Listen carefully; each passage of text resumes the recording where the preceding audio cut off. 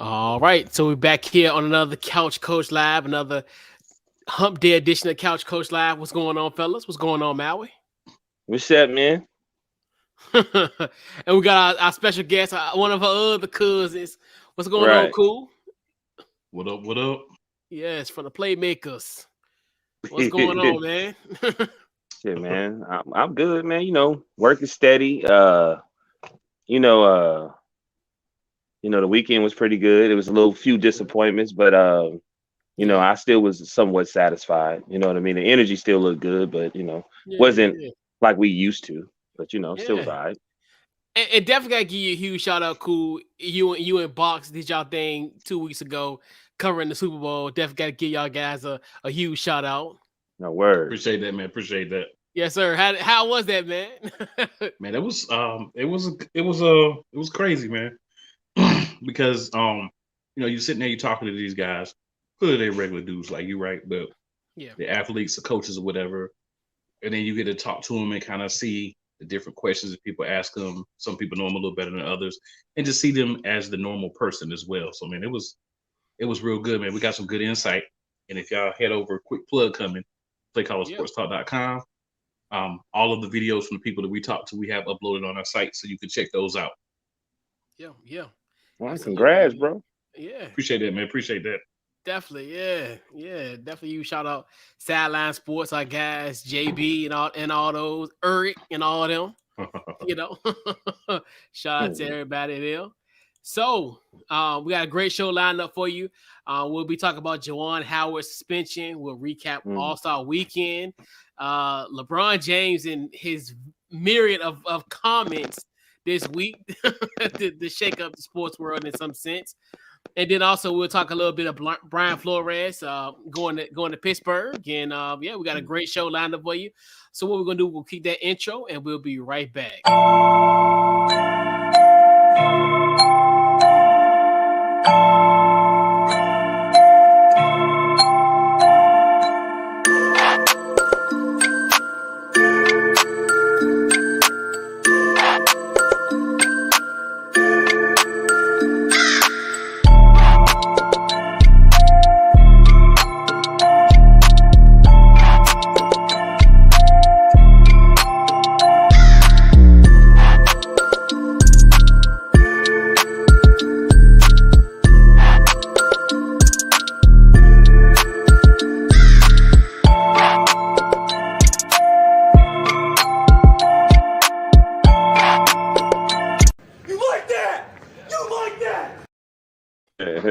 Yeah, shout out to our guy Kirk Cousins. Yes, we do like that.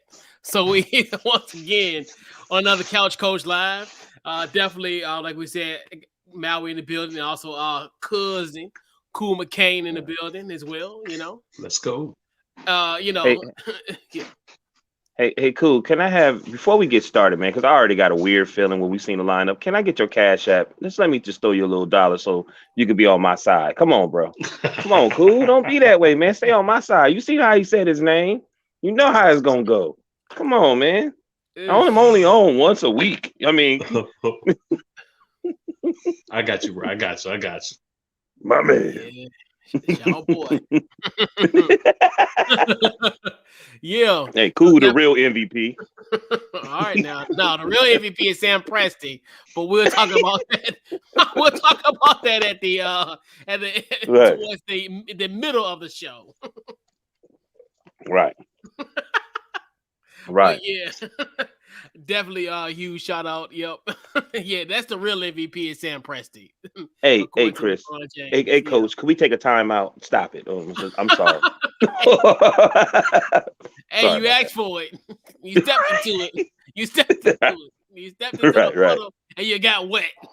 Right. I'm gonna be like Shannon. Like my grandfather over told me, if son is stepping on a puddle, you gonna get yourself wet. Hey. Right.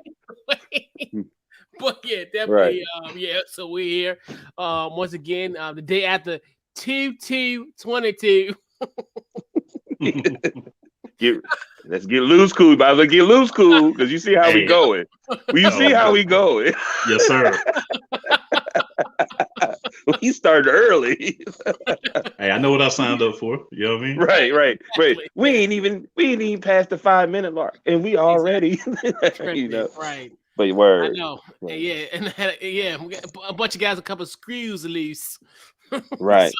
And the crazy thing about this lineup that we talking about, we making jokes about it, but it's really everyone is extremely important, especially if you're African American. From beginning all the way to the end. The more we talk about it, you see one side and you're like, hold up. But go ahead and do your thing, coach. Yeah. You know what I mean? Do your So, thing, coach. what's crazy about this week? So obviously, one of the biggest topics this week was obviously Juwan Howard. What we deemed as the first Sunday after the football season. Oh, it's gonna be boring. You got the All-Star game, you got NASCAR, but we have probably by far the biggest storyline on Sunday where Juwan Howard is the coach at Michigan University. They went against Wisconsin, doors blown off of them to a point where Michigan was still doing press, and Wisconsin decided to take a timeout. Juwan did not like that whatsoever. So Juwan, pretty much him and the assistant coach, Greg Gard, had somewhat of it. Juwan was walking by. Chris Gard just grabbed him by the arm, pretty much wanted to talk to him. Juwan had nothing of it. Then what ended up happening there was a little, it was a hold me back kind of moment. Then Juwan, open-handed, hit the Wisconsin coach. His name is, let's see, it eludes me, but Joe Krabenhoff in the face. Hit him a little bit. And then obviously that started somewhat of a brawl.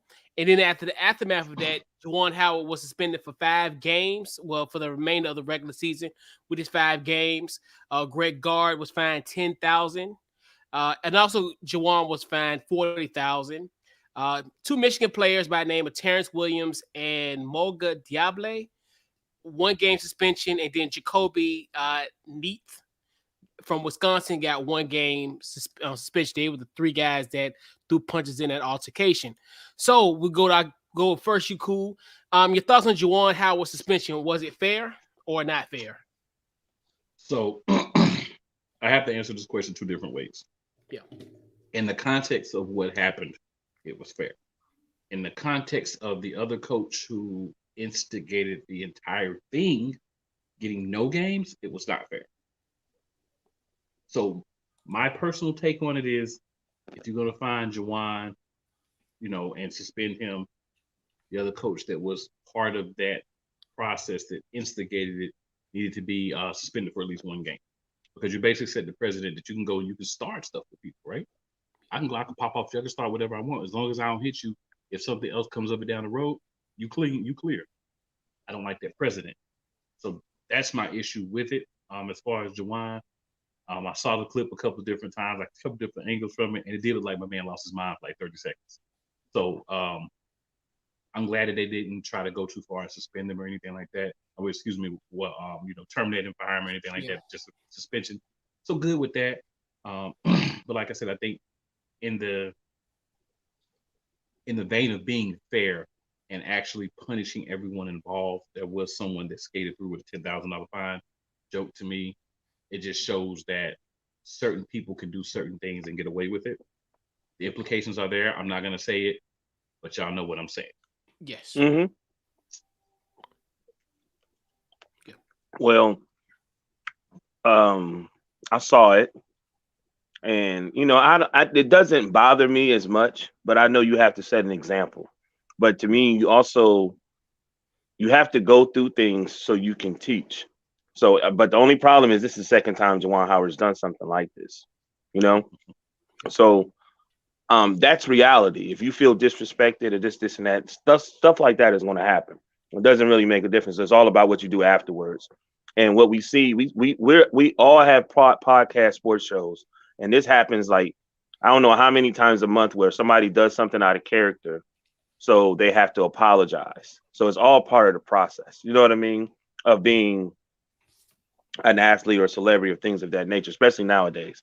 So I do agree with the 5 games, and it's definitely towards the end which is the end of the season.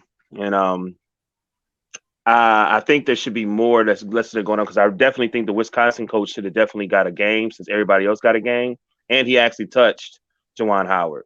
So, and then listening to Jay Will today, Jay Will said he didn't like the fact that the coach was in the middle of the floor, kind of antagonizing the Michigan and Juwan Howard.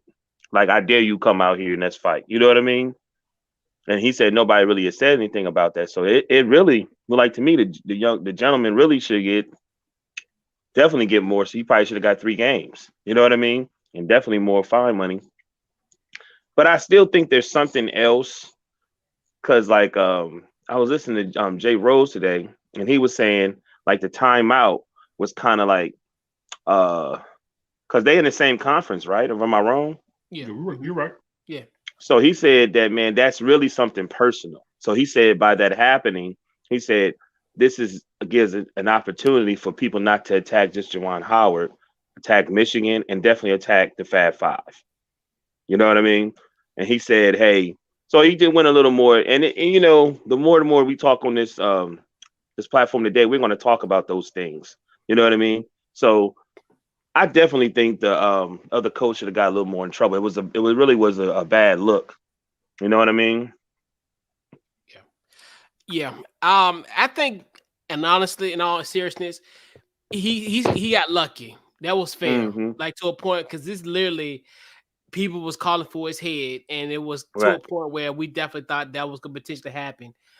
Mm-hmm. I do blame us, Greg Gard for, because Juwan was going to walk away, and he was going. I think he would have been fine, but I think him getting stopped and you grabbing me in the heat of battle, even though it may not be, many people may look at that as just like tongue in cheek, but that's something. When you're mad and somebody grabs you, like, look, I'm not even trying to be around you. I'm trying to get out of here, trying to skate out.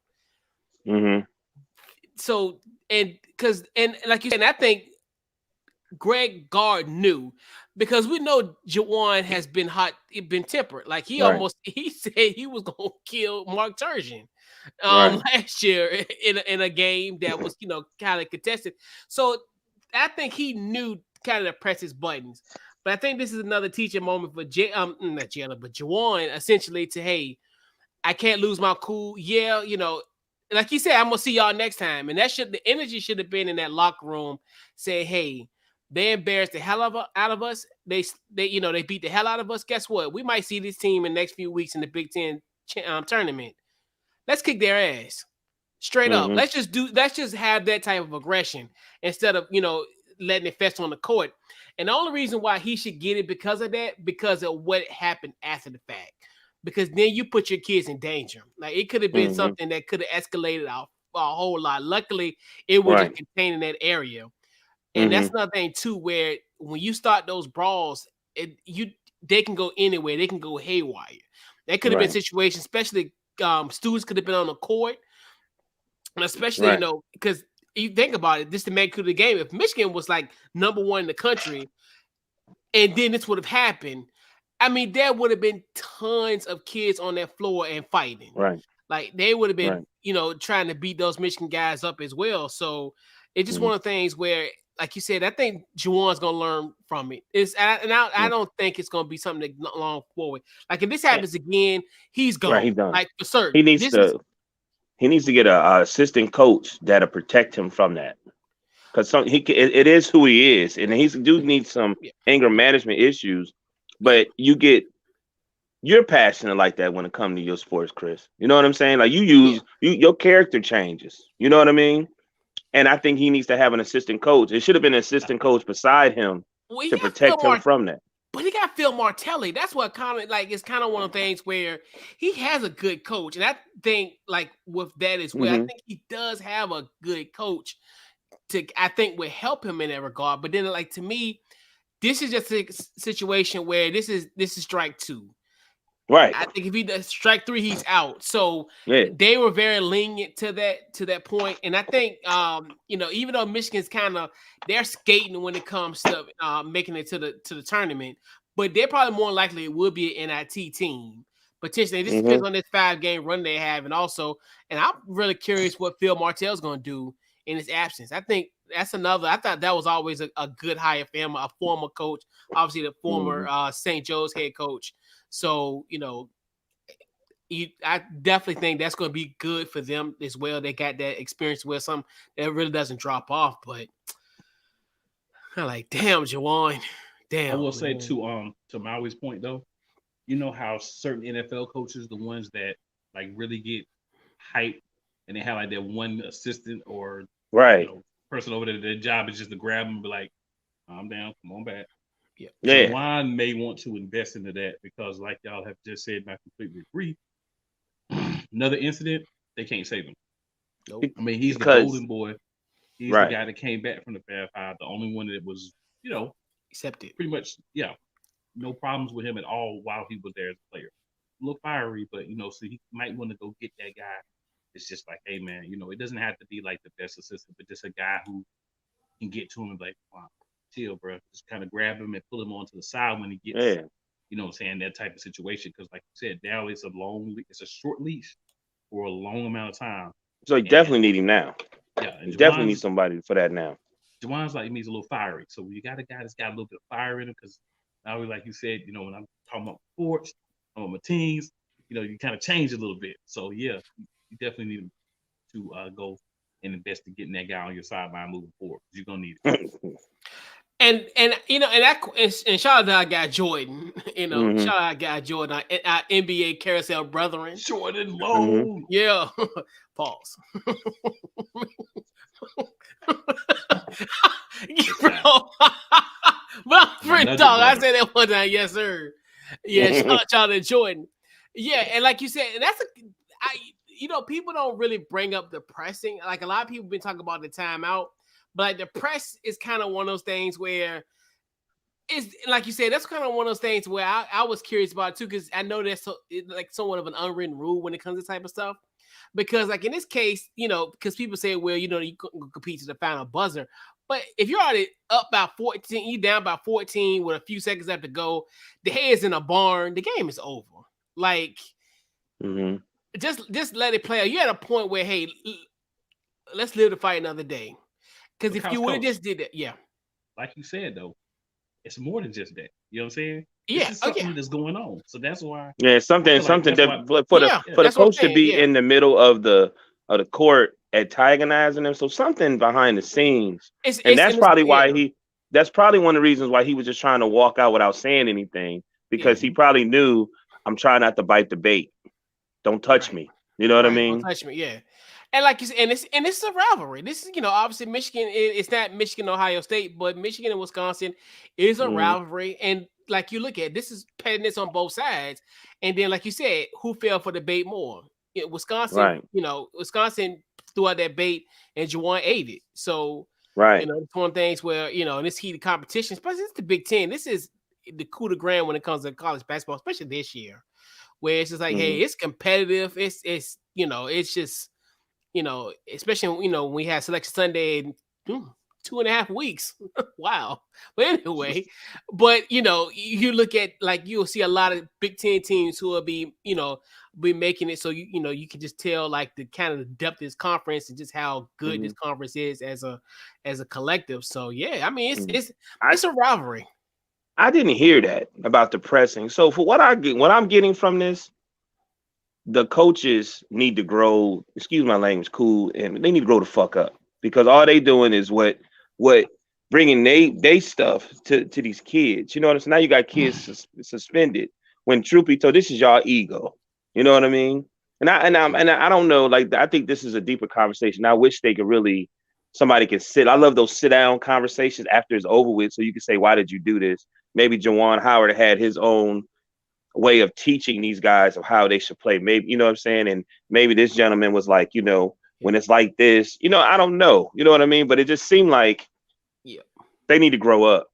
And to your point, I think Juwan was, and I, like I said, this is not like to kind of be on team Juwan Howard, which I'm definitely not. Right. I'm a Hubert Davis kind of guy. But anyway. Really? But yeah, I mean, hey, it is what it is. That's TBD. we gotta love Hugh while he here. Come on, let's love Hugh. I told people. I told even once Roy left, we gotta love on Hugh, even though it may be hard to love on Hugh. But hey, we gotta let's not hate on Hugh right. Davis, but I don't think he deserves the love yet. Well, we gotta give him something. I mean, you gotta end this. Hugh been there. We gotta give him a little something. Yeah, we gotta give him a little something. But in theory, I think if cooler heads prevailed, they could have had a conversation. I think if they would have talked to each other, and I think Juwan would have literally sat down and they would have talked, may not be face to face, but maybe call each other like that Monday or Tuesday and say, hey, what's going on? But then you already mad, somebody grab you. It is what it is. And I know that it doesn't lack emotional intelligence, but it is what it is. Like you said, I think if cooler heads would have prevailed, then, this obviously, if he would have just let Juwan, I think he should just let Juwan walk on by and just keep it moving. And then y'all because he wanted to. They said they wanted him. He was trying to get to explain why he did what he did. But think about at the press conference, questions could have been asked. Pissed. Somebody could have asked a question. He probably said, I did it because of this, blah, blah, blah. And this incident wasn't when he having this conversation about this. They just need to grow up. Yeah. I say, man, I completely agree with y'all. It's not as one-sided as it's trying to be made out to be by the mass media. And it's not just one incident. It's something that's been brewing, looks like, at least since last year between them two cats. So they got to work on that. They can do one of those one-on-one sit downs like 10 years from now and talk about it. Right. Right. Be a Netflix hours episode. Don't let it fester like MJ and Isaiah, but we'll talk about that a little later. Let's do a little tease. Yeah. We teasing that. Yeah. Let's go. So let's talk a little NBA, fellas. So we had first of all, let's talk about this slam dunk contest. What's crazy is, so I actually fell asleep out during it, and I'm like, you know what? Because you think to yourself, oh man, I missed slam dunk contest. But then once I started seeing the memes, the social media, the Shaq meme of how he looked disappointed, they compared to him when he's in Golden State with the camcorder all happy to when he's sitting on the sideline like disappointed. So that old dude, go ahead, my bad. and shout out to Obi Toppin for winning the slam dunk contest. He had so many missed dunks by Jalen Green. Also, our boy, our little nephew Cole out here with the Tims, and I'm just like, what? Bruh, come on now. So there's so many things that I could say about All-Star Weekend as a whole, specifically the dunk contest. Yeah, let's talk about dunk. The first thing I'm gonna say, Couch Coach, is you made the best decision by going to sleep. Yes, you did. I felt like we had three really good contestants, and then my boy Cole Anthony. I'm sitting there thinking like, I've seen Cole. He can jump. You know what I'm saying? He can get up, but dunk contest didn't really see that, right? Then I start watching. Has his 4, 5, 6 tries before you make the dunk. You're trying to do so much that you're not even just doing dunks anymore. You know what I'm saying? Like Obi won the dunk contest, but let's be real. There was no power behind any of his dunks. No. He had the least power of any of the dunks. Jalen Green, you definitely got to come back next year and avenge that embarrassing debut for somebody that jumped like you do in the games and was all about rise and everything about him. But it just wasn't exciting. Like there was no excitement. I think these dudes need to go back to, instead of trying to do something nobody's done before, just do something that's been done before, but just do it better. You know what I'm saying? Like build on it and stop trying to come up with all this ridiculousness. Obi Toppin, this man is out there kind of slapped the ball off the backboard and then you look at it in slow motion. Okay, it looks kind of kind of nice, but in the regular motion, you're like, what is this dude doing? Like, it just wasn't. Okay, my tone right now is how I felt about the dunk contest. There was no excitement. Just like, Yeah. What you got, Mal? I blame the NBA. I blame the NBA because wasn't it last year that it should have been a tie? Yep, Dwayne Wasn't it Wade last year's slam dunk contest where it should have been a tie? Oh, in Chicago. That was 2 years ago, wasn't it? That was cheated. 2 Yeah, that years was one ago. in Okay. Chicago. Yeah, Who that was won one. last year? Who won I can't last even year? tell you. You know I what's can't so even tell you. crazy? I don't even. I barely remember. The only thing I remember All-Star Weekend last year was those girls that got stuck in the U-Haul. They Of had no place course. to go. Of It was course. in Because they was in U-Haul. Atlanta, right? They was in Right. Atlanta, right? I don't even remember Right. the All-Star game last year. That's so crazy how crazy it is. But I can remember I'll find out for you. 2020. I remember Dame and Steph lighting them up, and then like Joker and Giannis was basically just setting screens, and LeBron hardly played. That's what I remember about it. But who the hell won the dunk contest last year? Did they even have one? They had So- one. I'm looking it up for you now, bro. So what I'm saying is, It was when they had the one where they were tied up, right? It was Anthony Simmons. Who? Oh yeah. Oh yeah, from Portland. Yeah. The that's who won last IMG year. God. Yeah. Bruh, I would not. Well, have why thought about him my winning the stomach dunk just hurt when contest. you Hey, said but that. he balling though for Portland. Shoot, he might get them in the play-in this year. Hey man, keep that shit to yourself. Okay, I feel okay, what you're saying, Maui. I'm with you, bro. I feel what you're saying. okay. So I'm being I feel honest where with you're you. Okay, they should have made that. It's marketing genius because they want all this new stuff. They should have made that a tie, right? And then they could have promoted that. And I think they still can have both of those players back in next year, and then have Green, and they've done this before when they had Nate Robinson and all those dudes doing all those weird dunks, and then they kind of figured out a different way to say, I'm gonna get a couple of these guys, I'm gonna get some power dunkers, you know what I mean? But I think I thought about that today, I said, man, if they'd have gave those two a tie, to tie it up, and then they say, hey, that would have helped for last year, the tiebreaker. They'd have had both of them in there or something like that. You know what I mean? We'd have been excited to see, okay, which one of these dudes is gonna win. But you still got those other guys. You know what I'm saying? I'm just trying to help. I'm just trying to help a player out because I'm gonna tell you, I wasn't excited about looking at the damn slam dunk contest. I was like, keep that. They can put that shit short. Expand on the play skill and expand on the 3-pointer. You know what I mean? Because the game is like that now anyway. If you watch the All-Star game, that's all you saw was 3-point shooting. Yeah, Yeah. Go ahead, I'm almost to a point where get rid of the dunk contest, and we could do the versus thing like we did Friday night. I mean, I'm dead serious of highlights and do almost like a versus every year. That's how I feel. Oh, you like that? Because it gets to a point where it's just like the dunks aren't the dunks anymore. It's the props. That's when we remember that's the thing that is kind of cheapening the product. It's really more so the props. Oh, Blake Griffin dunking over Kia Sorrento. That was horrible. Don't ever. Gerald Green was the one that blew a cupcake while he was dunking or something else like that. That's when it was horrible. That's when it was horrible, though, man. And then Kenneth Smith said, "Superboy is in the building." Because they don't want to call him Superman. So Dwight Howard with the Superman cape, corny. That's when it was horrible. Our nephew wearing Timberland boots and I ain't got nothing to do with jersey. That. Ain't got nothing to do with that. Corny. Look, when Gordon was dunking, we was getting excited again. When Zach LaVine was doing it, we was getting excited again. And that's all I'm saying. Right. They need to have somebody like that in there because I think Green. He gonna come back. It just was not. It's just he didn't show up.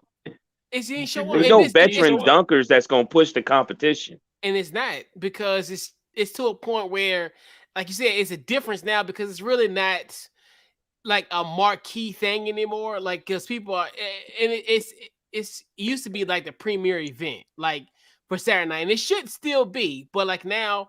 People are opting out of it, and like you said, it's now it's props more than actual dunks itself. So it's like you can't go on so long with the props. And like I remember Victor Oladipo one year because he did the the Black Panther thing, and I'm like, bro, like, what's up with the dunking? Damn. Like, I mean, I don't So want to that's sound like why. an old man. I don't want to sound like the get off Well, my lawn kind of damn, guy. that's what. Like, So you saying that one that no, contest I'm talking about, that must have been the yeah. end, huh? Well, that's what I mean in March. I don't want to be like that. Get off my lawn. Like, oh, I remember, like, you know, the '96 All-Star dunk contest, the one in Cleveland in '97.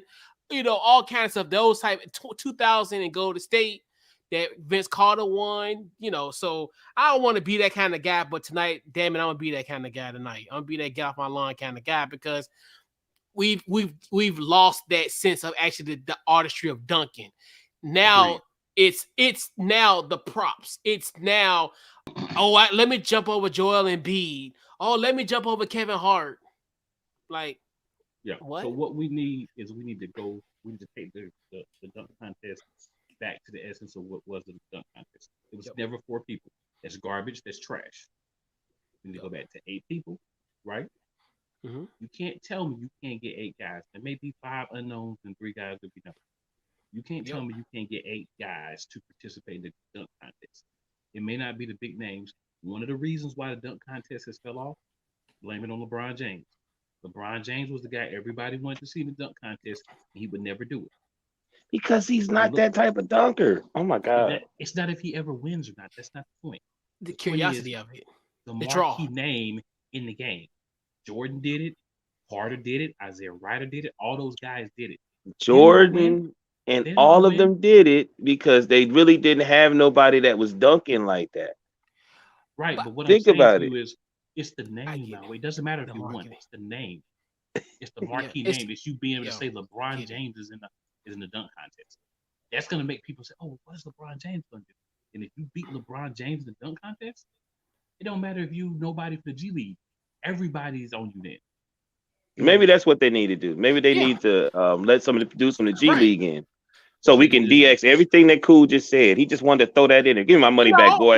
But he right though, because you think about it now, you look at it. No, I'm playing. He's the one that didn't do it. Like, right. Yeah. I'm thinking about it, and I'm really thinking about like we haven't had a good like marquee name in a minute, and we need to get back to that. We need to get back to the dude saying, "All right, I want to be in the dunk contest." These young cats, right? But the people they looked up to never did it, so they're like, "I ain't gonna do it." And like Couch Coach said, let's get rid of a lot of these props. Let's limit what people can do. Be creative with what you can do with a basketball and a rim. Yep. You don't need 50 props. You don't need to dunk over Taco Fall. Let's get back to doing dunks that look good. We don't need all that other stuff. And hey, Couch Coach, you know we're around the same age, so it might be to get off my yard, angry old man coming out a little bit. But we got to get back to like making a dunk contest where you like, bruh, did you see my man hang in the air and then put his whole arm to the rim? That's impressive. Taking the ball and jumping over Greg Anthony is not impressive. You know what I'm saying? Bro, we've seen it 70 times. Like, let's do something different. Yo, when you said Taco Fall, I'm weak because he's literally like low hanging fruit. Like everybody want to grab Taco Fall, and it's like, bro, now all 4 of y'all not gonna be dunking off of Taco Fall. Like, not tonight. Look, and then half the time he got to duck down for you to get over. So he don't think, you know what I'm saying, jewels in his neck. Right. I think they also should have the person who won should have to do the next year. Yep. To defend the crown. Yes. Mm-hmm. Or like, okay, just set up for next year. Anthony Simmons won 2 years ago. He beat Obi Toppin. Obi Toppin won last year. Where's the rematch? You know what I'm saying? That's what I'm saying. Like, you can get Aaron Gordon got cheated. You can get Gordon because Gordon was pissed because he felt like he got cheated. That's why I said he did get cheated. He did. Yeah, that's what I'm saying. It should have been a tie. You see what I'm saying? It should have been a tie. 2 years ago. Yep. Yeah, it should have been a tie. And then like now I get why they probably not because they trying to get in the playoffs. I get it. They need a break. I get it. But I was like, and that's when I started. I said, oh man, they really going out. You could tell that they were competing. Like they went in. They wasn't even. This how you know they was competing because they started doing almost the same dunks. You know what I mean? It was like, okay, he gonna do that. I'm gonna do this one like this, and then he was like, okay, I'm gonna do that one dunk that he did, like when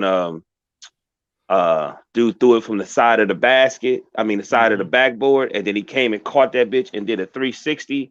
I was like, oh my god, you know what I mean? Like you really. it took you back to Jordan and Dominique, where you could tell when they was getting in this, they was creating in the sky. You know what I mean? Yeah. You know. Yeah. Yeah, like you said, last year was a blur. Like, because it obviously also game like in March last year. You know why? Yep. Yeah. I know. I'm bad. My bad. You know, and then I was about to put $10 on a girl GoFundMe so she get home because she had fishnets on.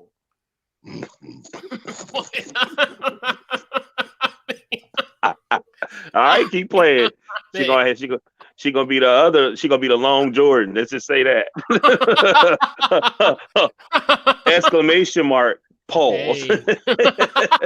And then give me my money back. But while we talk about the All-Star game, just a quick question for y'all. Did y'all see the video of Michael Jordan hugging Mary J. Blige? Yes. When he pulled a David Copperfield? Yeah. I was like, oh. He grabbed it. I call it in the circumference between the waist and the. He was all up on that booty. Yeah, he was all up on it. He did it a couple times. There's a couple of pictures. Yeah, MJ was cutting up. MJ, dude, boy. Yeah, he looked like he was on that wacky tobacco. Hey, he was doing his thing. So yeah, that's a great purpose. He went and got them glory mixed greens. He didn't get the collards or the kale. He said, "Let me mix it up a little bit." Mix it all together. But yep, and Joy make a good point with it too. Like we said, as far as superstars, and just not even the sense that hey, if they do good or bad, the curiosity, the draw of it. Like the really last superstar I think who really done it, and who I can think about is like Dwight Howard. What about Gary Payton II? You know what I'm saying? I mean, yeah, but I mean, as far as he's in a marquee all-star. I'm saying like a name, like a name, Gary Payton Jr. out there. And you can't, see what he been doing in the game, and that he got cream. You know what I'm saying? Right, because some of these guys, you think about even if you look at it, because really the All-Star is somewhat of a. It's not like it's not a novice thing. Like as far as we know the guys because obviously we watch the NBA. But if you ain't watch the NBA, you ain't gonna know who the kid from Golden State, Toscano Anderson. Toscano Anderson. You ain't gonna really know much about him. That's true. Cole, Paul Cole, he in Orlando, so it's just like I'm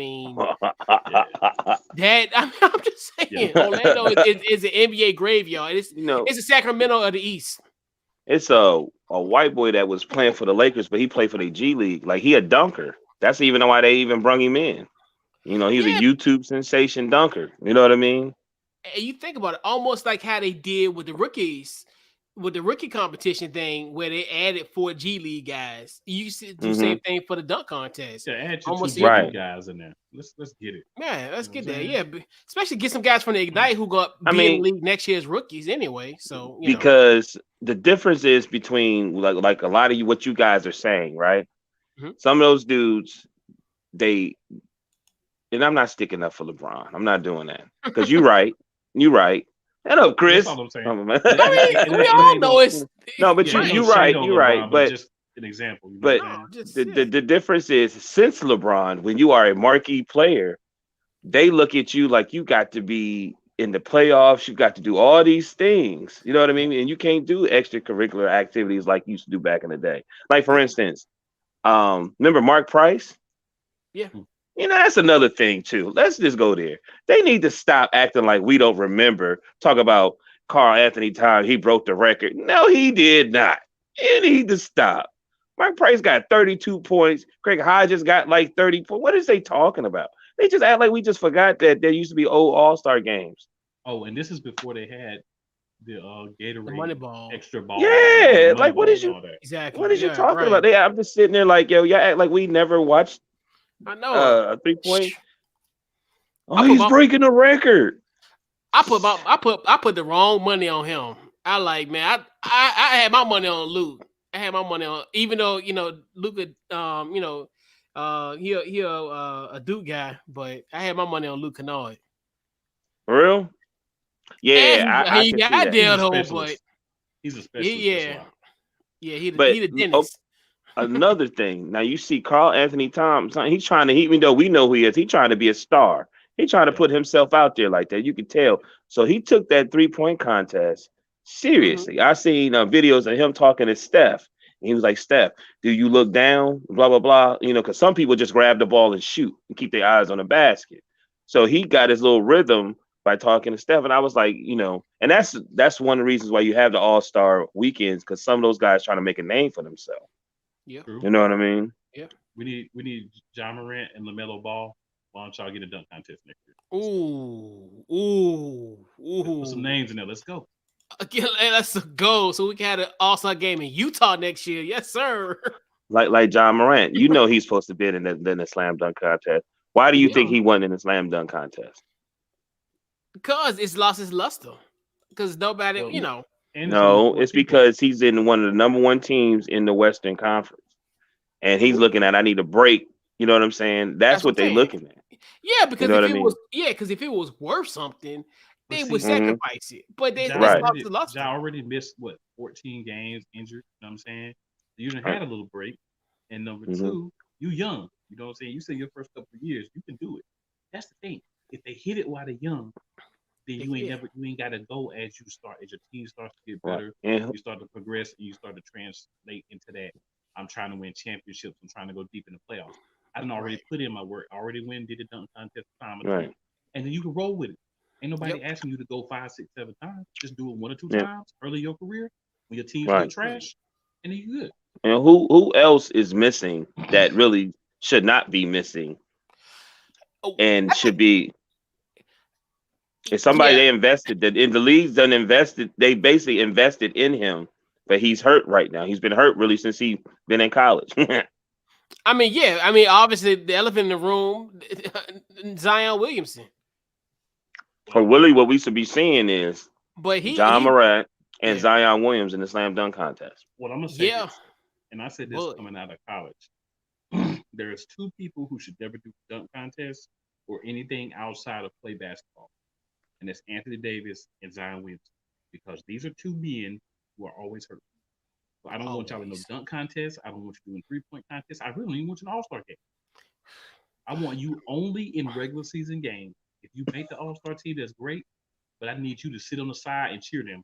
I don't even need you to risk it, because you have shown that hold on. Risk it for the biscuit, and you will get the negative outcome. And Lord knows if he risk it for a biscuit. Buttermilk biscuits. Man, that's that damn sausage gravy. Man. He said, hold up. That's why he said, get me out of New Orleans. He said, get me out of New Orleans. These beignets are killing me. That's why he need to go to New York, because he can't get food like that in New York. Everybody vegan. You go to the bodega and get a juice. He want that. Man, you know you don't want Styles P cussing you out because you then gain weight. You know, he'll be all this spitting all in your face. You need to get in shape. You're right. No matter where you at. You're right. Cool. And you got money. Yeah, you're right. There's a Popeye somewhere. Oh Lord, you right about that. Cool. You see Zion looking like Martin when he went to the unemployment line. Zion sitting with his hat on his glasses. But yeah, Williamson. Yep, because we had that heightened expectation. We thought he was gonna be in that All-Star, in 2020. So, but you're right though, man. LaMelo, Zion, and John Morant. Yep. And our boy Miles Bridges. Oh, but Miles would be nice in there too. I think he would I might take, but I think LaMelo's a bigger name. I might take Miles over LaMelo. Well, you know what? Get in there, run it, teammates. Yeah, big time. So there's some young boys out there, man. Just get in there and let's do it. Facts. So, fellas, let's just talk about All-Star Weekend. Just your overall thoughts of just the weekend. We already talked about the slam dunk contest. Pretty much anything about the All-Star game. Your thoughts on the All-Star game. I'm gonna go with you first, Cool. What you got? So, the celebrity game was trash this year. Always. I did like the Rising Stars concept, how they did that. I thought that was cool because it gave more guys a chance to be seen and do some stuff. Personal opinion, everybody's not going to agree because I've had some people tell me that I'm a hater for this. But I thought the skills competition was trash. It was. 3-point contest, I thought was okay. It wasn't great. but it was the highlight of All-Star Saturday night, which isn't, you don't have to be very good to do. For the actual game itself, I thought it was more competitive than normal. I wasn't going to watch it, but I decided to watch. Steph made it exciting with all the threes. Giannis had a good game, as he always does. LeBron was going to take that last shot and win, regardless. We all knew that. And I think the problem we have with Kevin Durant's team is we have Team Durant, but we never get Durant, right? Every year is Team Durant, and we never get Durant. Durant's another one for the conversation. You don't need to be doing nothing extra either. Every year you need to set out the All-Star game stuff because you be hurt all the time too. So that's just my thing. Like I thought the best two things was the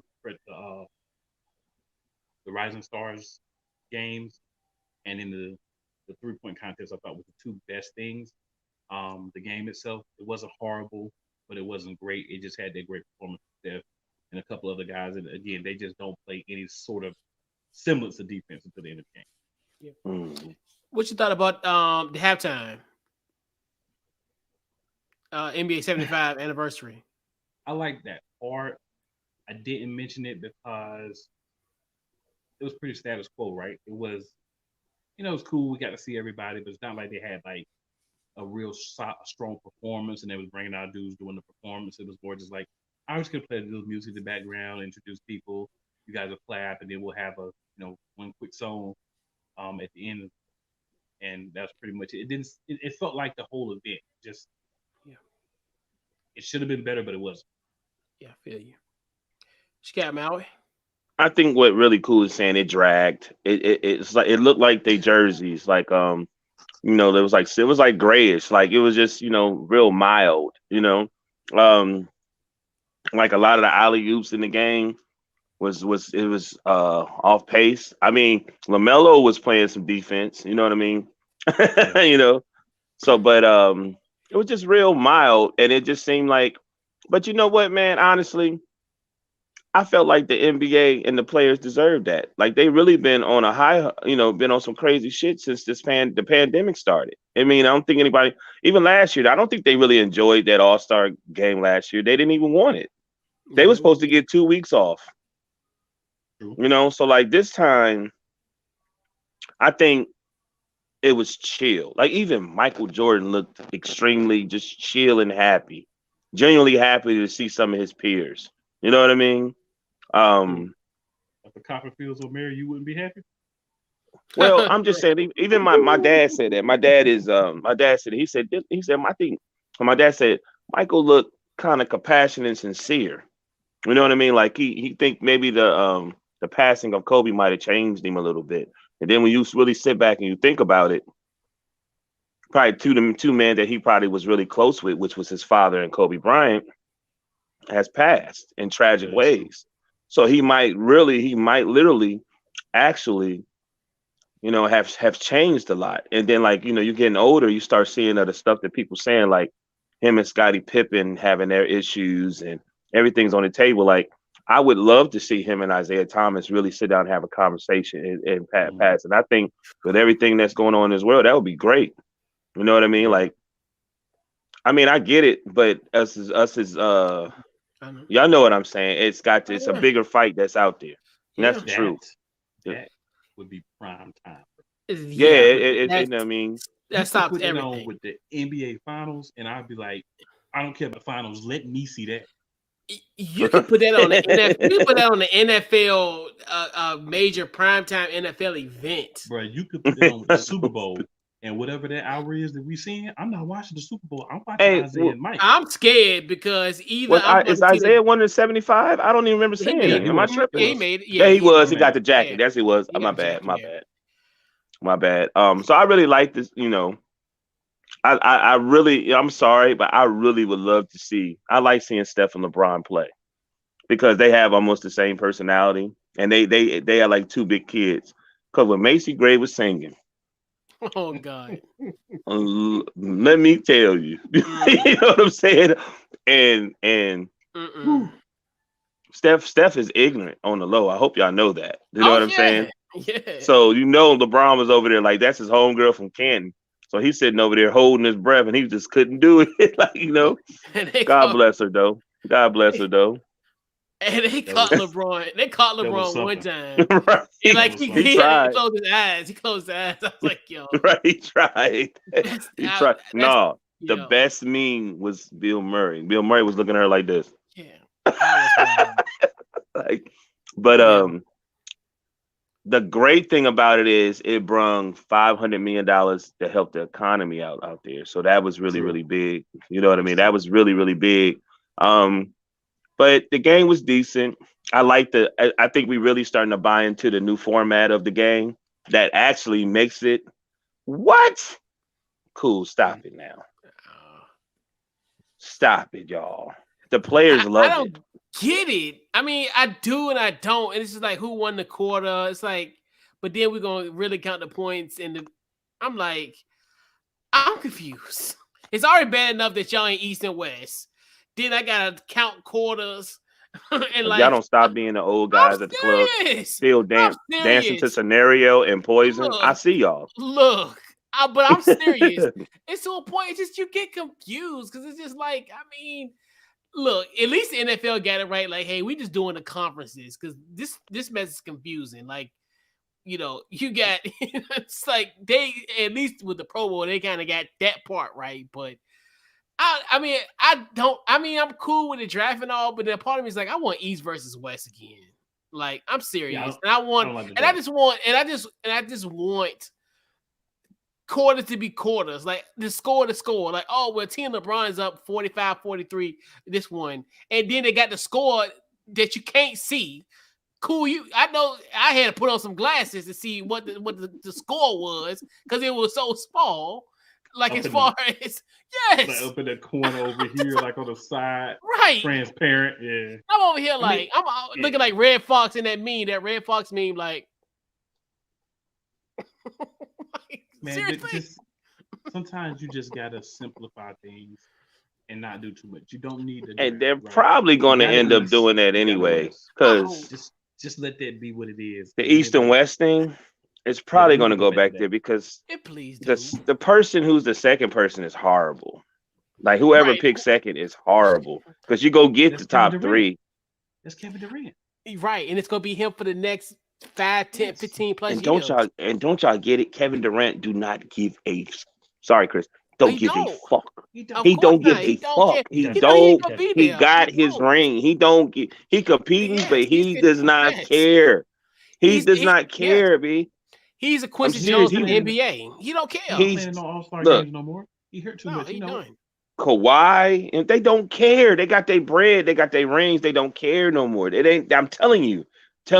Kyrie the same way. They don't care. They don't. But they don't. They got what they wanted. They good. Like man, please. I just don't want to play for San Antonio. I don't want no coach yelling at me. They don't. And yeah, I actually in a weird way, I actually thoroughly enjoyed All-Star Weekend. To me, it's like because I'm really like I'm like a historian of the NBA. Like, so it's funny to think. I sit back and think, God, I remember when they played in Cleveland in 1997, which was I can't believe that it's been 25 years ago. Which, as scary as it can be, but it's just crazy to think comparing the 50th anniversary team to the 75th anniversary team and just how things have changed. And it makes you just think about like, it's part of me is like, they need to do this on a decade. I don't want to wait another 25 years for this type of celebration to happen. And then it's just one of the things where it's like, to me, it reminds me of almost like the Pro Football Hall of Fame every year. Like as far as, but we getting this every 25 years.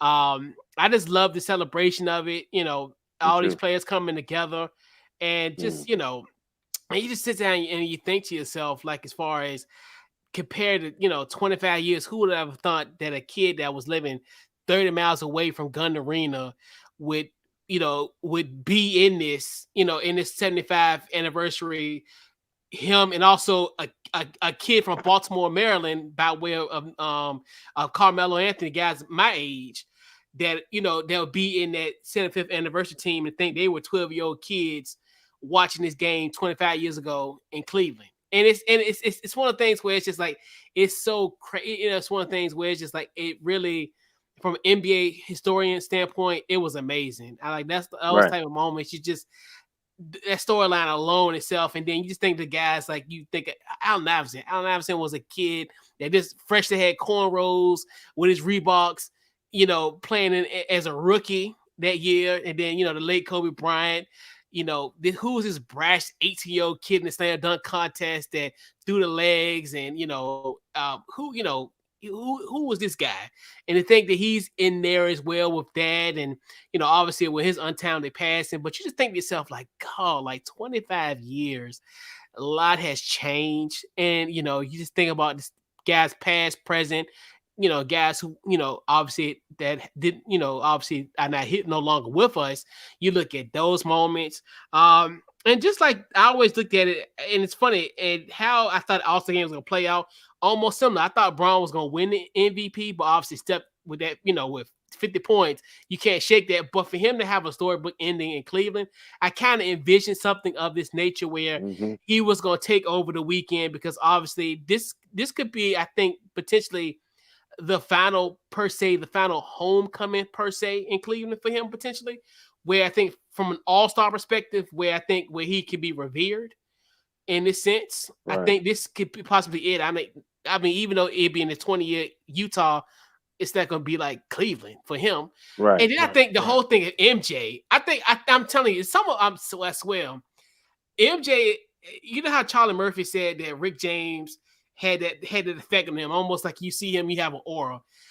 MJ, even to this day, I'm almost a 38-year-old man, great beard and all. But when I seen him, I felt like that 12-year-old kid that was pissed because he didn't win the final the All-Star game MVP because of that damn Glenn Rice.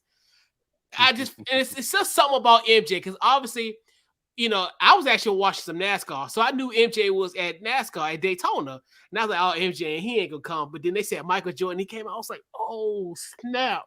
Like, yo, MJ in the building. You know, MJ was gonna come, but you gotta remember, he's an owner for a NASCAR team, so he was out there. Yeah, because Bubba was in second place, which I had money on that too. Cool, I had money on Brad Keselowski, and he lost. Bro, you got money on everything. I mean, why not? I think that one of the reasons he went, this was very important though. Yeah. Like, you got to understand, like, the beautiful thing about this, there's a lot of beef and issues that a lot of beef and issues that, you know, was kind of like I see Ray Allen and the big three from Boston. And one that they promoted, they said, "Oh, he just went past them and went to LeBron." Yeah. But then, if you was just patient, you got to see all three of them together smiling. But it was a fake smile by KG, though. I ain't gonna front. That's a fake smile by KG. I mean, yeah, but I don't. I think together, though. I think it's all storyline. I think deep down, man, it is what it is. Like, you know what I'm saying? Like, I think that got that jacket on, man. I'm falling Yeah. So if I had a chance, if I'm Ray Allen, I would do the same thing. Yeah, I mean, plus, the only person that we really need to know the code that is probably Big Baby Davis. I don't know. I think KG has a fake smile. I don't know, but Ray, I don't know if Ray likes KG or not. I don't know. Shout out to Big Man, really, they just different. Like, Ray Allen has been with the same wife, and he had a cheeseburger since she's. You know what I mean? Yeah. Since, you know, like, you know, but I'm just saying, it just, I don't know, man. It just felt great seeing all those players. And, you know, I just wish sometimes these sports, like NBA and I like documentaries, man. And I wish they had just more documentaries. I would like to know some of these players, some of the players that was there. I ain't never heard of or seen them. You know what I mean? Like, I think the next generations after me should know who Pistol Pete is and Earl to Pearl. They don't have a lot of information that, you know what I mean, about these guys. And, you know, like, that's why when we see 2K, Charles Barkley say he don't even go on the game because they don't really support the old players like that. You know what I mean? You so silly, Chris. I can't even be serious. But it made me want to watch the game. Like, it made me happy that I was watching the game, because usually I'd be like, I just watch the highlights. You know what I'm saying? but it just put a lot of stuff in perspectives. And you know what it felt like? You remember when you was in high school or school and you was you got on honor roll or something, you got some type of award. You had to stand with you had the meeting. You had to go. Yeah, your parents be there. You know what I'm saying? You had to stand there, hold your toed up, and you got your little. That's what it felt like, man. And it's so weird to see these multi-millionaires, billionaires, successful, you know what I'm saying, athletes with that same vibration like you had when you was graduating or something like that. And you know what's really like, yeah, fat? we did it, baby. And you know what's really fat? Like when you got on the road for the 9 weeks or whatever, you used to go to lunch early. Did it ever happen to anybody? Sorry, that used to be the biggest flex as a teenager. That's the biggest flex. I'm serious. I know that sounds fat. It's so stupid. I'm serious. You used to get to go to lunch like 10 or 15 minutes. I'm serious. And if you was on honor roll for these 9 weeks, go ahead and line up. Like you go to lunch. What about when you was on honor roll like for the semester and they had like a little party? You got to go to the gym. Yep. And chill out and have some juice. Treats. And cheap chips and stuff. And like them. You got to get your push pops. And sometimes they give you plus they give you the pizza, but it's like one slice cut in like fours. Yeah. Y'all ever had that like where it's just like, what is this, budget cuts? Like, seriously? All right, so fellas, we sit here talking. Let's be honest. It's some of them dudes that shouldn't have been up there. Here's the thing. Here's what I say. Like, we can always say there's somebody that don't belong, right? But everybody that we would put in place of them, you can make an argument why they don't belong to. You know so you trying to tell me that Tracy McGrady and Dwight Howard shouldn't have been on there? But who you gonna leave off? Anthony Davis and Damian Lillard. So here's the problem with Tracy McGrady. Tracy McGrady was a really good player, but Tracy McGrady was hurt all the time. And he didn't put up numbers consistently because of injuries. So if we're gonna put Tracy McGrady, I would rather make the argument for Grant Hill than Tracy McGrady.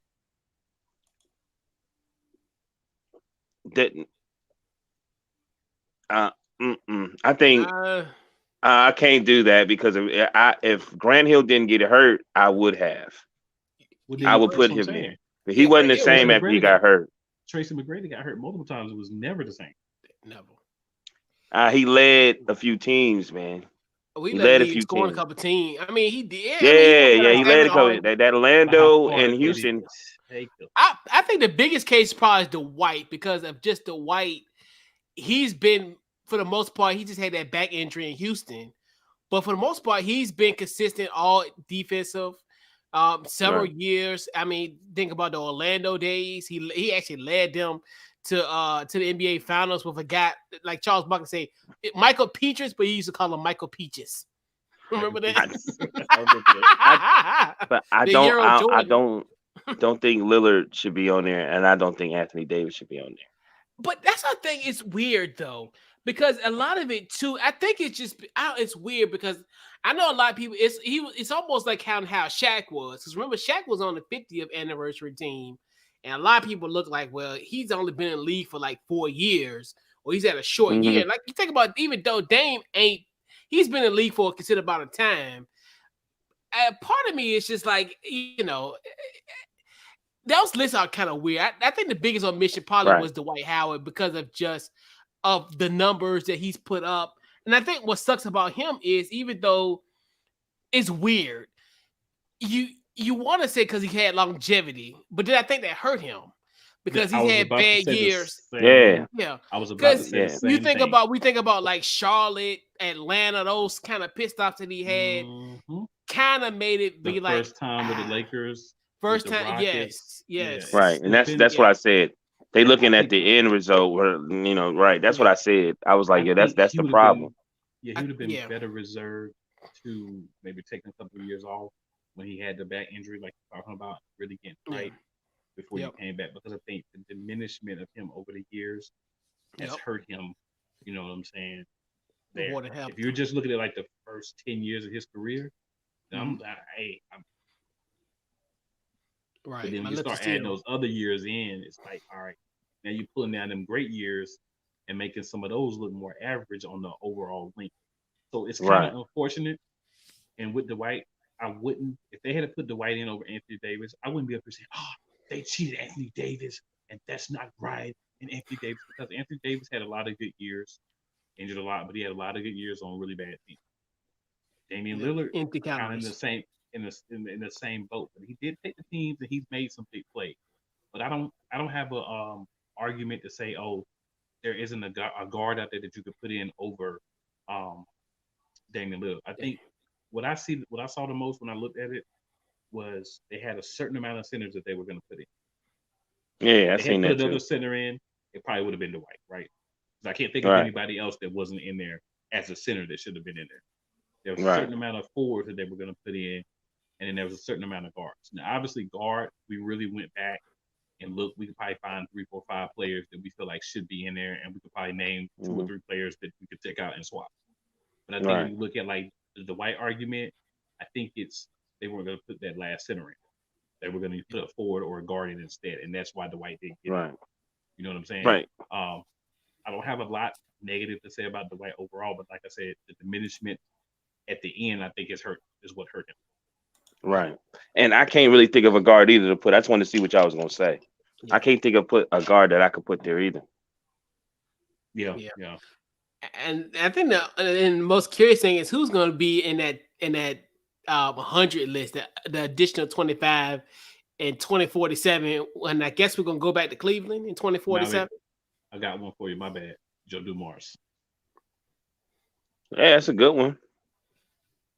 That's a good one. I ain't saying I agree. I'm just saying that's a good one. Mark Jackson. Again, you can always, I think, especially from guards, you can always make a case. Yeah, you can find 4 or 5 because there's so many guards, and a lot of these players play 8 to 10 years, especially back in the day. Because once you pull out something back in the day, you was done. Yeah. Especially if you was a guard, because you was all speed, and once you lost that speed from the injury, you was a wrap. Just think if Isaiah had made it 3 or 4 more years without getting hurt. Right. Exactly. Crazy.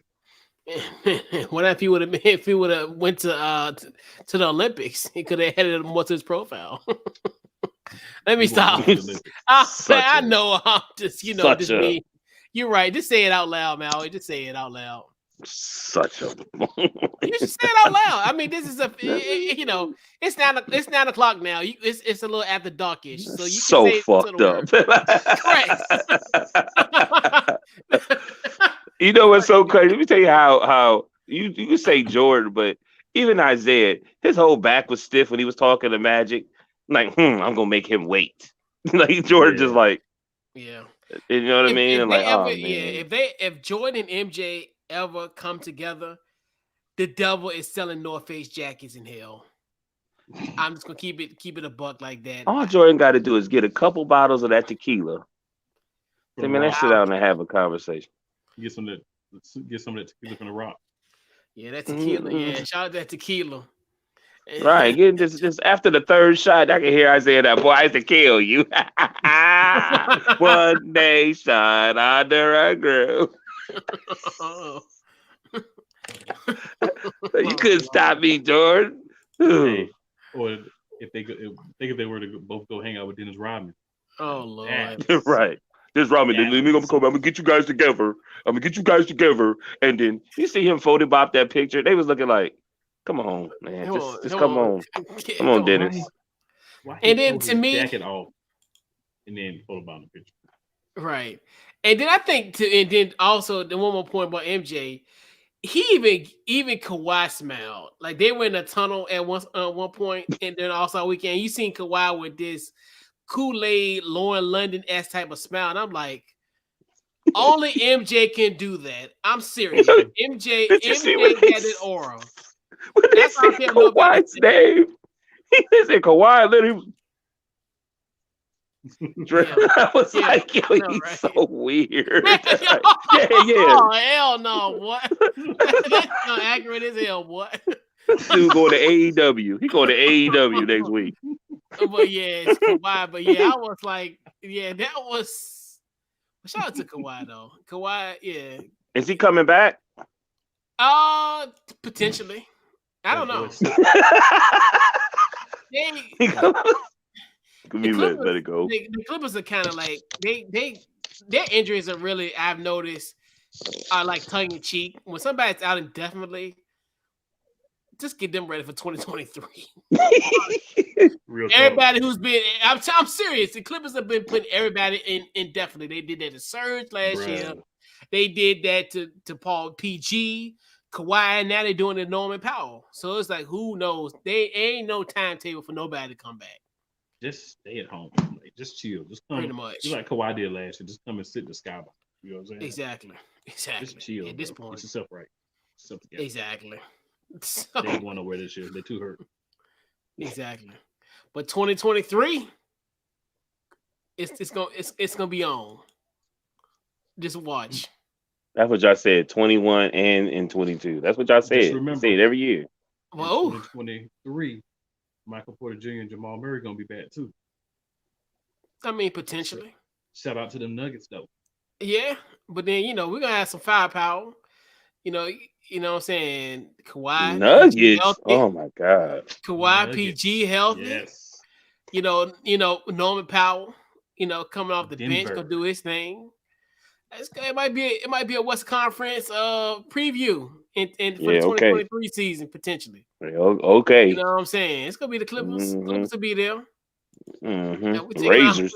See, that's what I'm telling you, man. Mm-hmm. The lawnmowers. We carrying we carrying that NBA carousel on a Wednesday. You know what? I hope you get to a point in your life where you watch out for the Lakers next year. I'm telling y'all. Hey, you're not going to do that to me. You're not going to knock off my focus. No. You're not even going to do that to me. No. I'm not trying to be funny, but seriously, I believe that they're a team that watch out for them next year.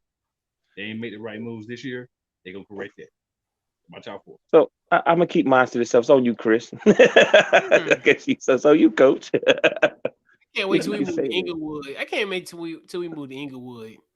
You see, you a Chicago Bull. What are you talking about? I know. I cover the Clippers, so I'm like cool. Me and Cool, we the same way when it comes to even though I got a team.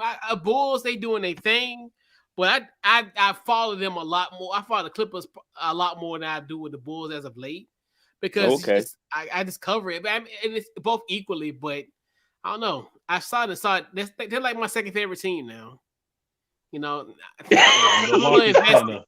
Milwaukee kind of got that for me now too. You know what I'm saying? Mm-hmm. Them, they didn't got that. What you say? It's still Denver all day though. You know what I'm saying? Oh, okay. When it comes to the hat collection, they Denver. Yeah. All Denver. Yeah. So let's talk a little LeBron James. So there's a few things that came out this weekend. There was a few comments. So obviously, a couple comments that we'll kind of discuss. Obviously, LeBron James comment saying, "Hey, by last year I want to play with Bronny. I'm going to team up with him regardless of the price. The money's not going to be a situation." That was one of them.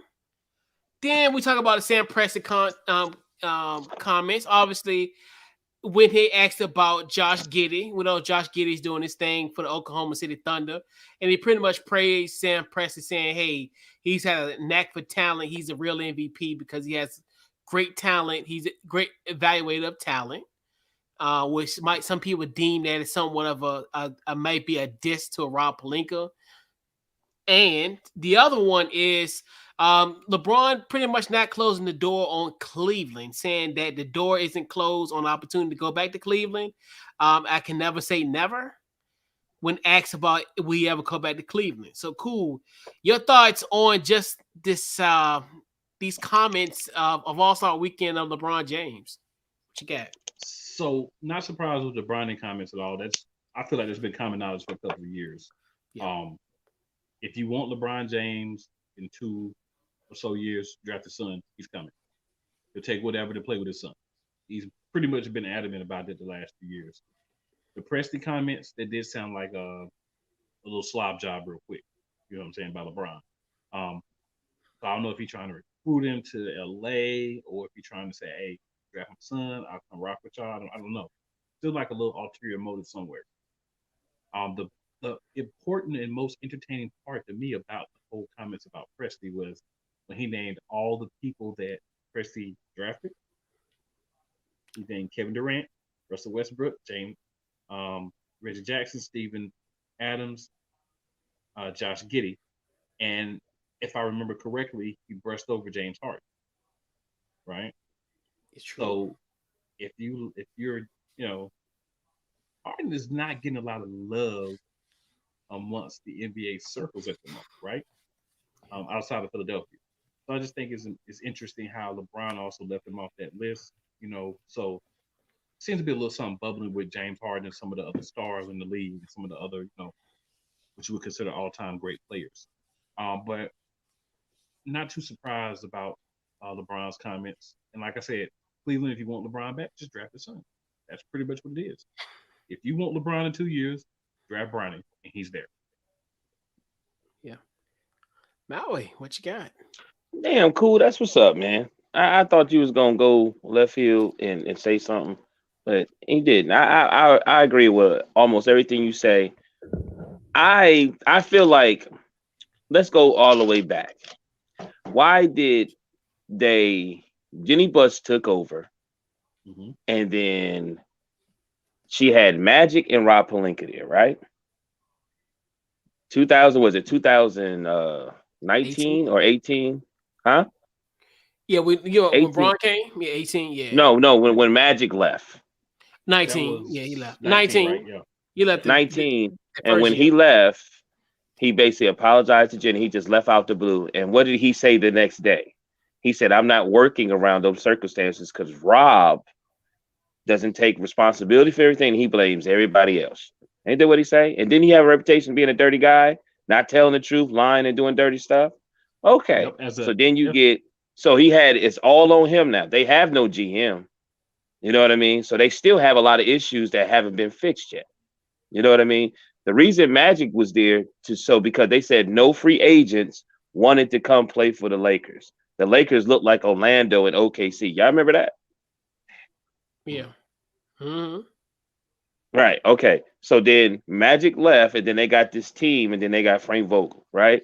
So they end up winning the bubble and all this and that. But Rob got his championship. So everything is going like it's supposed to. He put this team together, and it really was a cheap team. And LeBron was happy with this team, though. He said he didn't even want them to get rid of nobody, really. You know what I mean? But now when things are so bad, he still hadn't really, he just said he wanted some moves to be made. I didn't see anything about him saying he wanted Westbrook. I remember Westbrook saying he wanted to come to the Lakers. But LeBron usually don't talk bad about his teammates anyway. He might say they top heavy. He might say this. But everybody's always talking for him. This is one of the first times. And okay, so they didn't make no moves at the trade deadline, right? So Rob Pelinka, I ain't even seen him all year. I watch every Lakers game. I have not seen this Bama all year. He don't make no moves, and all of a sudden now he wants to do an interview through Zoom. You know what I mean? And those words, well, they was in line with everything that I did. They was okay with it. Then all of a sudden now you see Clutch Sports literally coming out and speaking, said no. Calling Stephen A. said, "Man, look, we ain't have nothing to do with that, blah, blah, blah." That's why he spoke at the All-Star game and said what he said. You know what I mean? Like, even if I'm a guy, because who actually, when you look at that whole organization, who got the best basketball IQ? Jason Kidd ain't there no more. Most likely it was LeBron, right? Who else could in that organization who has a basketball mind better besides probably Frank Vogel? I'm just asking you guys. Well, Phil. Who, Rob Pelinka? Huh? I'm thinking. Well, Phil Handy. I'm Phil Handy. Phil Handy. Okay, you Phil Handy. Bet. Yeah, Handy. Right. Yeah. So you know what? Then why don't you make him a GM? You know, there's no GM there. You know what I'm saying? You got Kurt Rambis and his wife doing something, and you got Rob Pelinka, basically the president, doing everything. He said doing. You know what I'm saying? Family business. That's well, I'm just saying. No, I feel they you. all the whole thing about Bron, they blame everything on him, and some stuff is his fault. But at the same time, if he wanted this team, still do your, excuse my language, it's after 9:30, right? Can I say how I feel? Yeah, it's after dog. Do your motherfucking job. You know what I'm saying? Okay, you know he wants some changes. Do necessarily what you got to do. Do something. Don't just say, "Hey, man, look, blah blah blah, and then don't do anything. Then they talking about Buddy Hield. Well, I would rather have Buddy Westbrook. Me too, but at the same time, how many teams really trying to go get Buddy Hield? I'll wait. You guys are the experts. Tell me, is Buddy Hield still playing for the Sacramento Kings? Nah, he played for the Pacers. He paid for the Pacers. He's part of the Halliburton trade. Part of the Halliburton trade, not the Buddy Hield trade. The Halliburton trade. You know what I'm saying? But still, I'm just saying. He feels a void. I'm just saying. So somebody do something. It just seemed like they just want the circus act to be there. You know what I mean? Now, I will say this. I watch a lot of Lakers games. I think that the biggest part is the rotations. Like, not saying that you had the greatest players, but I think rotations, like, there's shooters on the team, they don't play a lot. You know what I'm saying? It's the weirdest shit I've ever seen in my life, bro. You have some guys that are not like amazing, like the best shooters ever, but you have some guys who's pretty solid shooters. No, and I feel like for the Lakers, give the ball to Malik Monk. Give the ball to Malik Monk. Give the ball to Malik Monk. That's what needs to happen. It is the weirdest shit I've ever seen in my life. Like, I'm serious. Like, you playing, they make it. It's like they making it hard for themselves. I don't understand any of that stuff that they doing. Like, we sitting there watching, like Russell Westbrook. I'm like, take off now. You know what I mean? Like, it's like you can see it. It's just the weirdest stuff I've ever seen. It's just, but honestly, whatever's happening on that court, it's something happened behind the scenes, and I think they need to, and that's just the truth. That's just the truth. It's still some stuff on the court. On the court, because I'm telling my dad, my dad can't stand Frank Vogel. I like Frank Vogel. I do. You know what I'm saying? But I still think that he's a yes man when it comes to facts, the organization. Facts. And I think that's part of the issue. Mm-hmm. Yeah, big time. Yeah. Good. Yeah. The Bronny comments. I think that's interesting. Like you said, that's not the quiet as kept. That's ain't a secret. Right. The thing about I worry about that down the line, where it's like the thing with that is, will he be ready in 2 years to be in the NBA? That's the biggest thing. Where I think I put it this way: in 2 years, I don't want LeBron Sr. to be the biggest draw to get Bronny. Because I'm still. Hold on. That's the biggest thing. Because to me, it's almost the inverse of Ken Griffey and Ken Griffey Jr. and Sr., where Jr. was balling.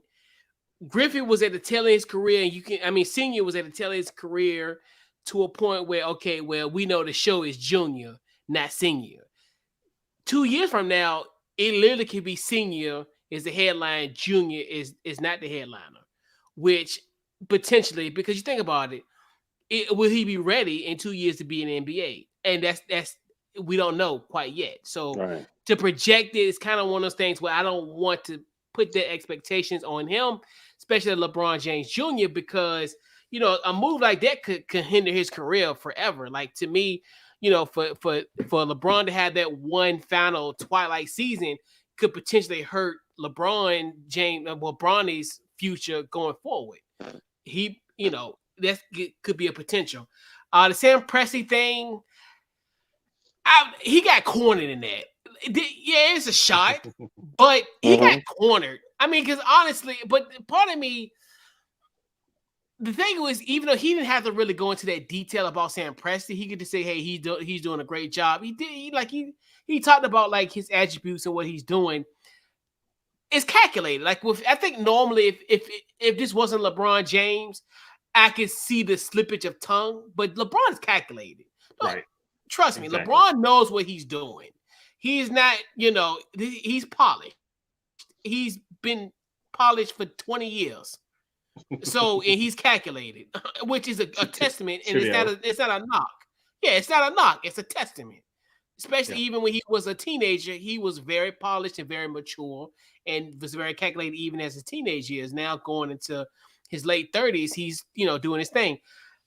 Cleveland talk. I'm gonna be real with you. If I am Kobe Altman and Dan Gilbert, and I hear a comment like that, I will get that key and I will swallow it. Pause. There's no way in hell I'm gonna bring LeBron James back on this team with this nucleus. No. Because especially the fact if I had to give up assets to get him, no. I don't care for one storybook year or whatever, this little fantasy ride. We got bigger plans. Cleveland is the girlfriends that upgraded. They're not the little ugly ducklings no more. They got the New York Knicks of last year. Go ahead, my bad. Okay, all right. Don't write a catch that your ass can't catch next year. So let's put a bet on that. Let's put a bet. I put a bet. I put a dime on it. I put a dime on it, Chris. I was talking about asking Cool got cash out. No, I'm about to put my cash out. I'm about to text you that because I'm gonna let you. You owe me a pedicure anyway. My bad. My bad. Cool. You ain't hear that. Didn't make it to the final. Y'all didn't make it to the East. Y'all lost in the first round. We was a surge block away from going to the NBA Finals, and you talking about something I owe you. Y'all didn't even make it out the second round. Y'all lost. I can't even remember the bet. Y'all lost to Phoenix. We lost to Phoenix. Chris, you're cheating. You're cheating because what you said. No. No, it was the year before. It was a bubble year. You're cheating, man. No, it was a bubble year. No, we said if both of these teams made it to the NBA Western Conference Finals, the winner was gonna get no. Y'all lost to we both lost to Phoenix though. But it was 29. It was the bubble year, man. It wasn't last year. I just want to let you know real quick, Couch Coach. Yeah. LeBron's a free agent after 2022-2023 year. You're right. So next season, he's a free agent. Right. So he'll be right. He'll be 39 years old. He ain't going nowhere. He signs them 2-year deals to kind of keep that. You know what I'm saying? Keep that going, right? Yeah, he's that 1 year and then option for the second year. They let him do it, so it's right. They're gonna let him do it, right? And to me, if I'm Nebraska and Cleveland, like I said, if he said that the door's still open, guess what? I would shut it in his face and throw away that key and swallow it. Pause. Because ain't no way I'm not. Because ain't no way I'm because we all know how this plays out when it comes to this young nucleus type of team. This ain't 2014 where you had Kyrie and Tristan Thompson.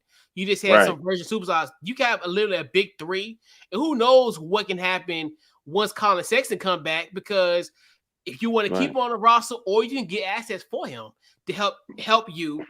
And I'm telling you, Cleveland is legit. Like I hate to say this out loud, but Cleveland, they gonna be here for a while. They got a game that can travel, and they got a game. They got a guy like a Jared Allen who can clog up that lane, can stop guys like Joel Embiid. Well, not stop, but contain them.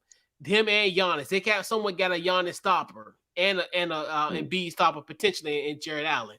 Not saying that he gonna control them, like as far as but he can contain them. I put it that way. He can guard them and be effective. So, are you trying to say he's a new Ruben Patterson? Nah, oh no. Man, Ruben talked to me. Bron ain't leaving the Lakers. I'm telling you. He better not. Well, I said, but he said he left the door open. Unless he's going. Yeah, I with you on that, but even that, it doesn't make sense to leave. Yeah, it's he ain't going nowhere. He just telling them they need to do what they need to do. Yep. Yeah, he will. And that's shout out to my show.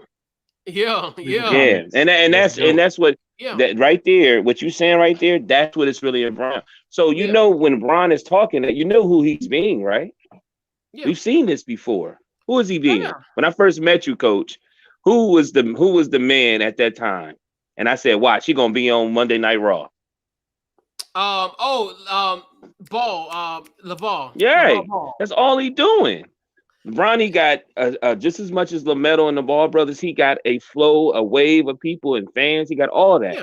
The league is going to get him in there because of that. They want that.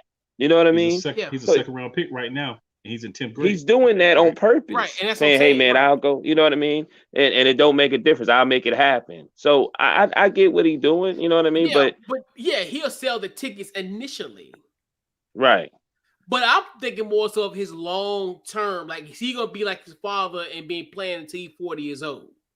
I don't think that. But that's what I'm saying. Like, what are you really sacrificing? That 1 year could it be detrimental to him and his development? That's what I'm. Yeah. I got you. Like But I'm that, looking at it. Yeah, and I got you. the money. Yeah, the money's the money, no doubt. Right. It's But always gonna be about the money, being. it's I gonna know be what you're about the saying. money. Yeah. And where we going probably next? It's the money, or do you want to win? And a lot of times the owners want the money. It's the GMs and the coaches and all that. They the ones that want to win. You know what I mean? But a lot of the owners, they don't care about that, man. They just trying to put tickets in the put people in the seats. And right to this point, where how else can LeBron answer that question? Right, and he was going to answer that question in a tactful way as well. Like as far as you never say never, but I'm saying if I'm Cleveland, do you even have that notion? Nope, you ain't coming back. Real quick, he said on his show that he wished that he never had did that to Bronny. That's what's weird. Even though he's asking, it almost make me feel like he's just doing that to get people to constantly keep talking. You know what I mean? Yeah, because he said that. Yeah, I don't even know if it's all the way real, but if it happens, it happens. But to me, it just seemed like you said that you kind of sometimes upset that you feel weird that you gave him your name because there's so much pressure about having that name. You know what I mean? And so like I don't really buy into that. And I actually like that because in a sense, it shows you kind of like, I don't want to say the humbleness of LeBron, because he didn't think he was gonna blow up like that at that age. So, initially he said, well, I didn't really think it was, he figured, hey, I'll just be an NBA guy, but I didn't think I was going to be to that level, like you said, where I put extra pressure on him. But like you said, what's going to end up happening? They're going to OKC because Lord knows everybody, they got all the draft picks. They got so many, a bevy of draft picks. And I'm telling you, he's going there. Follow the breadcrumbs. Follow the breadcrumbs. Dum, dum, dum, dum, dum. Exactly. Or they gonna trade Anthony Davis to get them damn picks. Yeah, right. Because you think about it, because you think about it honestly, you think about it in theory, because OKC has multiple first round picks. So, like you said, they might just take a gamble and be like, hell, let's take a shot on Bronny. I mean, what's the worst can happen? So, like you said, they got multiple draft. It's just like, they got draft picks, multiple first round draft picks. So, hey, why not just take a fly on him? Online, LeBron is probably one of the best people. Like he did what he was supposed to do to get everybody pay attention to the All-Star weekend, just by that press conference right there. Yeah, he did. Yeah, and he's got everybody paying attention to Bronny, and that's what he wants. Right. And that's what he wants. Right. The attention on Bronny. He's calculated. And guess what? They're going to Oklahoma City. Do not be surprised. Now, what do y'all think about the play calls question for y'all? Which one? About this one? Yeah. Oh, yeah. I mean, yeah. But he's right. Like you said, almost to a point where he's calculated. He know, he ain't going to say like, oh, hell no, I ain't going back to Cleveland. Come on now. It's a weekend. He in Cleveland. So obviously, because and we know how Cleveland sports fans are. Mm-hmm. Emotions run the gamut for them. So obviously, oh my God, the prodigal son might come back. The kid from Akron might come back to Cleveland. There's a chance. Right. Of course, he's giving them false hope. All of a sudden, jerseys are unburned and exactly all kinds of stuff. Go to the cleaners. Be like, I got a burn stain on this jersey. Can you clean that up for me? No, but I don't. You don't do that, B. Like I told Chris a long time ago, once you leave, you're not trying to go back. Yeah. Mm-hmm. People used to go to Cleveland just to get paid. That's all three of them. Get paid at one point too. Browns, Indians. Right. No. Yeah. Yeah. So fellas, I found a topic of the night. So Brian Flores now is the senior defensive assistant and linebackers coach for Maui's beloved Pittsburgh Steelers. Thoughts on the hire? I'll go to you first. Cool. Your thoughts on the Brian Flores hire? Good for Brian Flores, and that was the one team and I talked about this with my co-host previously as well. That was the one team where I felt would take a gamble and actually bring him in in any capacity. You know what I'm saying? He's got the lawsuit and everything going on, and he's not necessarily 100% incorrect in the lawsuit. And I understand the reason he's doing the lawsuit is not necessarily just for himself, but to bring the real awareness to what's happening. So shout out to Pittsburgh for being the team to say, you know what? We know what's going on. We know he's got the questions that are going to happen, the things that's going to happen, but it doesn't matter. We bring him in, and they did it. And I mean, they talking about making Mason Rudolph the quarterback, right? So they got more things that people gonna be focused on than Brian Flores anyway. No, they ain't. No, they said they was checking out the draft. Cool. You got your your sources wrong. No. I'm not saying. I'm saying they had made a statement saying that they were fine with Mason Rudolph. So at the point that you make that statement, then people are like, okay, you hired Brian Flores, that's great, but tell us about why you thinking Mason Rudolph can be a starter in the NFL. You know what I'm saying? That goes with the last question said that was on the show. How else is he supposed to answer that question? Right. You know, that is very true, sir. That's very true. It's just it goes even more like, okay, he's over without even his race. He's over, like he really should be a head coach. Like he has so much knowledge. You know what I'm saying? Like he like it is what it is. Be like, you know, he's got so much knowledge. He if you just take his race out, he would have a job somewhere else. But then at the same time, Mike Tomlin had to go get him because Mike Tomlin had to go get him for the simple fact this is exactly what other coaches do. When it's another coach get fired or do something wrong, what they go do, they go get him. What's your man that used to be with the Bonte dude that used to be with the Saints? No, the dude, the defensive coordinator. Oh, Greg Williams. Right. He got his suspension. Yeah. What happened? Somebody went and got him. And wasn't he with the Browns? And he was with the Jets too. Browns and the Jets. Right. They went right and got him, and he had him a gig. You know what I'm saying? Matter of fact, I think he was acting coach for a second for the Browns, if I'm not mistaken. And they was like, no, I think you said no, they're not gonna give it to him, or something like that. You know? Yeah. Because this when they got rid of Freddie Kitchens. Right. So who's gonna be the head coach? Yeah. Right. So I remember that. So he did. It's so funny. He did exactly. Mike Tomlin and them did exactly. And then I was about to really having a discussion if the Rooney rule even really working now. Like, you know what I'm saying? And I just, shout out to Pittsburgh. A shout out to Mike Tomlin. They've been doing that for a minute though. Nobody wanted Vic. They went and got Vic. Nobody wanted what's your man from the quarterback from the old Skins? Dwayne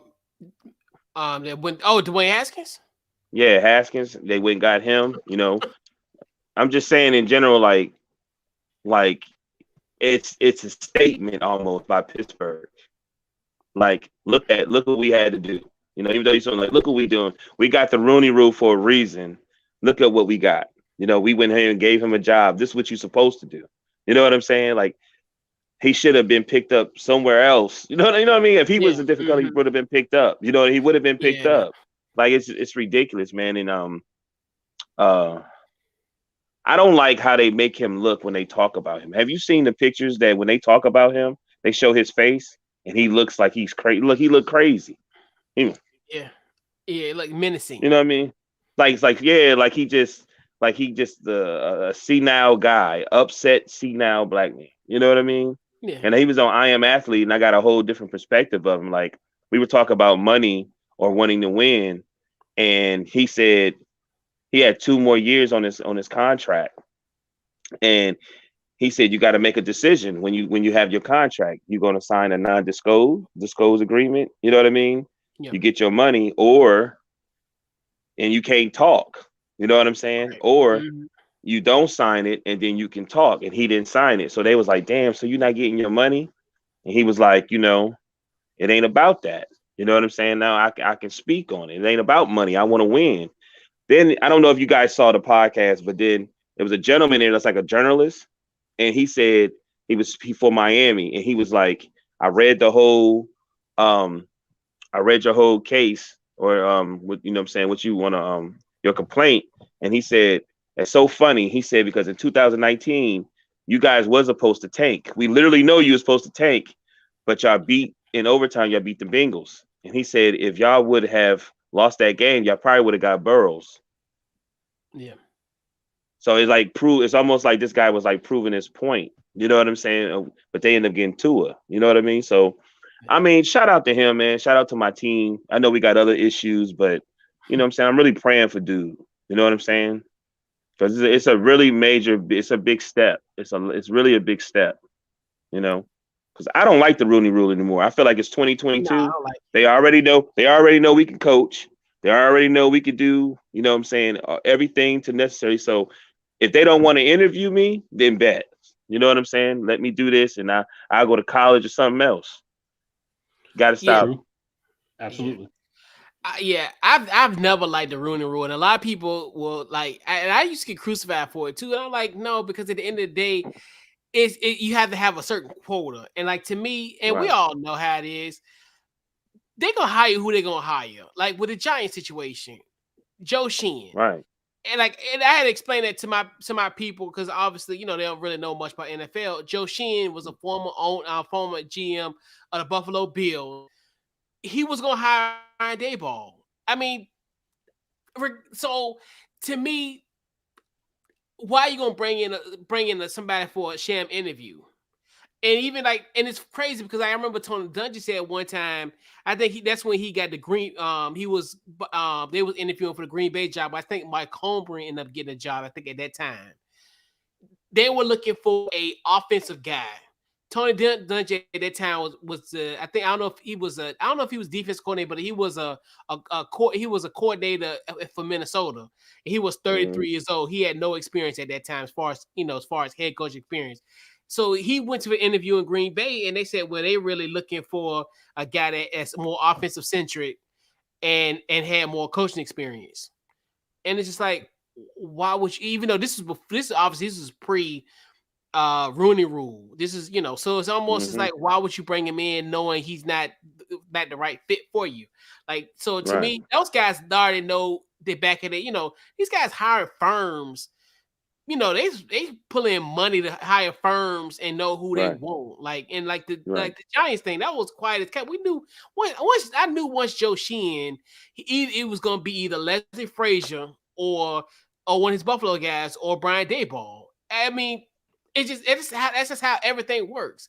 It's all about your proximity. Oh yeah, that's cute that they both him and Mara and Flores went to like Boston College or whatever something, but that still won't no really connection. But yeah, I like this, and I think they said this is another one I think can definitely save his coaching career because I definitely think he was never going to be a head coach again because I think even with those texts with Belichick, I think a lot of that too is like people not gonna look. They can look at you like I can't trust you. So that's another thing too, where I think, especially if a guy especially like a Bill Belichick who's top of the food chain as far as head coaches. And I know he's probably pissed because why would you disclose a text message in privacy? So it's kind of one of those things. Now, how you say this as a joke? When you got Mason Rudolph as your quarterback, this should be the opposite. Like, which Brian do you really need to hire? You need to hire Brian Daboll. hey, cool. Do you really believe that Bill Belichick sent that text message on accident? That's the thing. I want you to really think about this before you. I've actually thought about this. We've discussed this on my show and everything. I'm gonna have to lean towards. I'm gonna send you this text message, and you do what you want to with it. You know what I'm saying? If you want to put it out there, you put it out there. If you want to keep it to yourself, you keep it to yourself. But I'm gonna go ahead and shoot you this, and we're gonna say it's a accident. That I sent. So the guy and Brian, what's his name? Brian. Daboll. So he was he a Belichick guy? Daboll. Not somewhat. I mean, they got someone. I believe it was.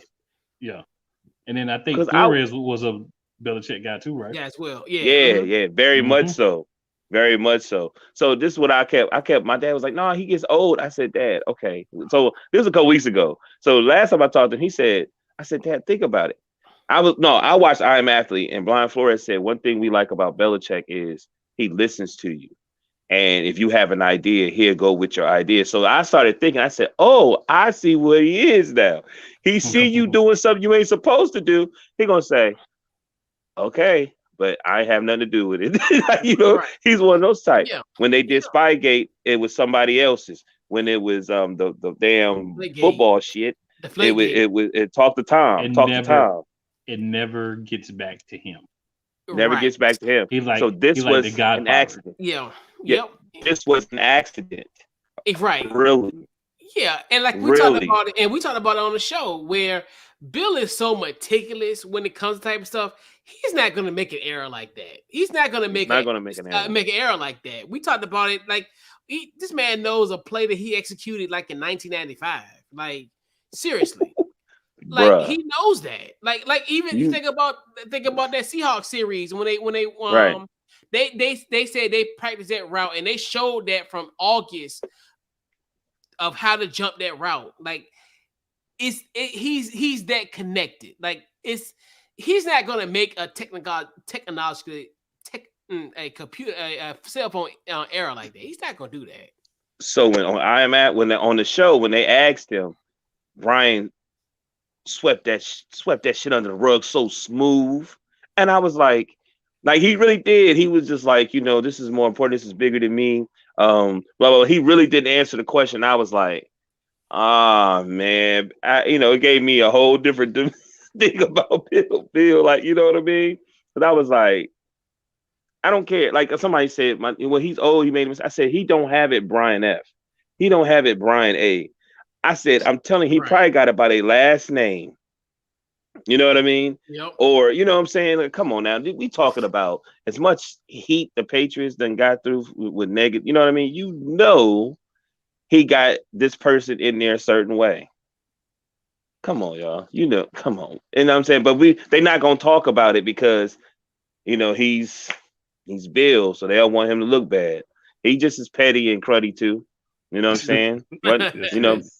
When he supposed to coach another team, and at the last one he said, "No, I'm going over here."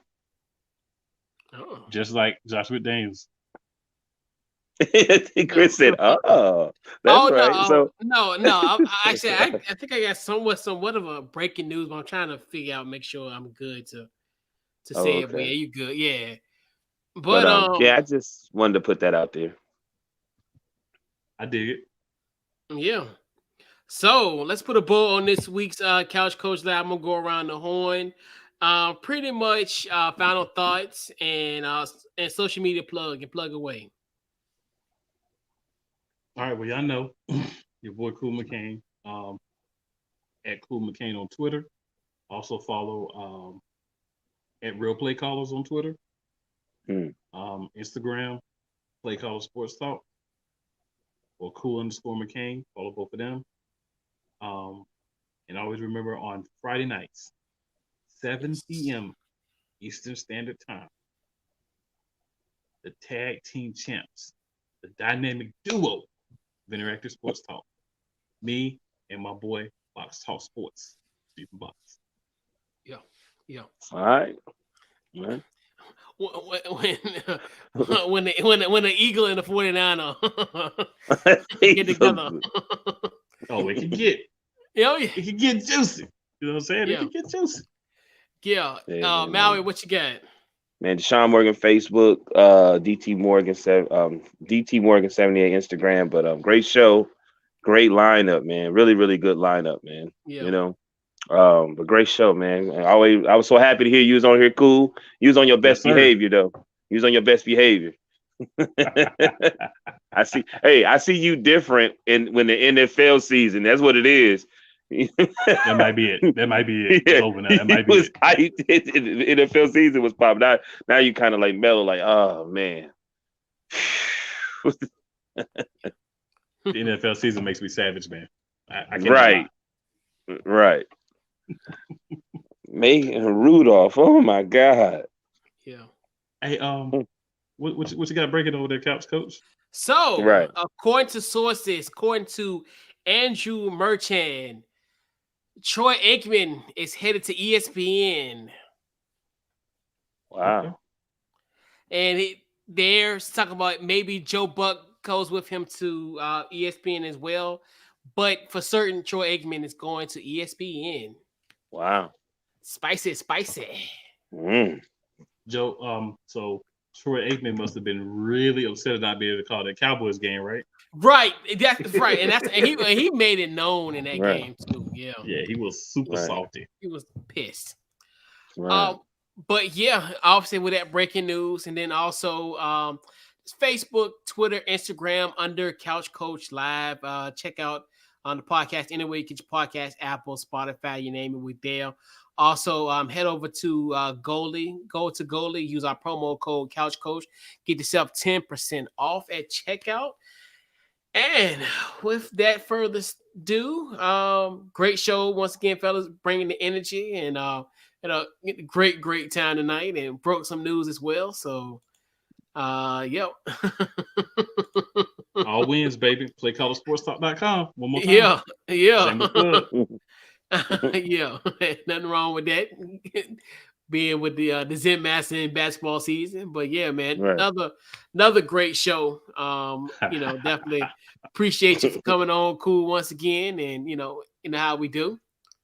Yes, sir. All right, and yeah, so this has been this week's Couch Coach Live, man. We'll catch you guys next week, and we out. You're welcome.